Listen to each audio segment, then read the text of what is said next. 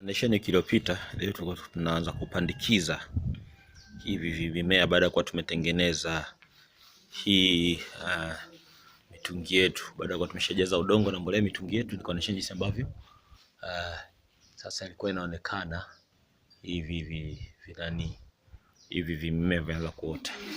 Kwa hapo unaweza kuona hii ni sukuma wiki inazidi kukua.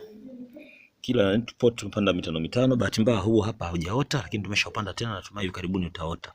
Hii mingine kwa viola itakuwa. Lakini pia upande wa pili hapa tulikuja kupanda hii tunaita Chinese. Chinese iliota haraka sana. Yaani within 2 days ilikuwa imeshaota. Na actually hata growing rate yake ni kubwa. Huku tumepanda 4. Tumepanda 4.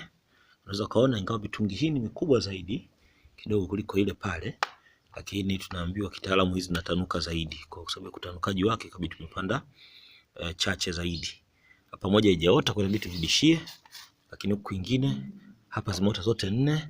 Hapa kuna moja haijaota. Tunasubiria kidogo tuone kama zitaota, tutaongezea. Hapa pia zimeota 3, kuna moja haijaota.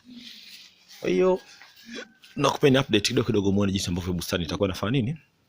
Inakuwa mpaka zitakapozidi kuwa kubwa. Nafasi ni ndogo, lakini kama unavyofahamu nyumbani.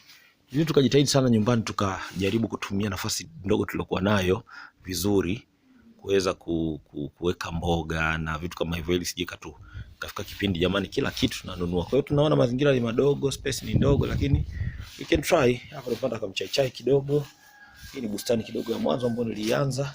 Na yenyewe space bado sio nzuri sababu kuna kazi inaendelea, lakini baadaye tutaiboresha vizuri. Kuna pilipili kidogo. Hata mondoka tunaweza kuwa tunapata pilipili moja kula kila siku. Hapa pembeni kuna hii aloe vera. Tumepanda hii tayari tunavuna, tunakula saa hizi. Almost kila baada ya wiki 1-2 watu tunachuma, tunatengeneza juice ya aloe vera tunakunywa, maisha yanakwenda. Yeah.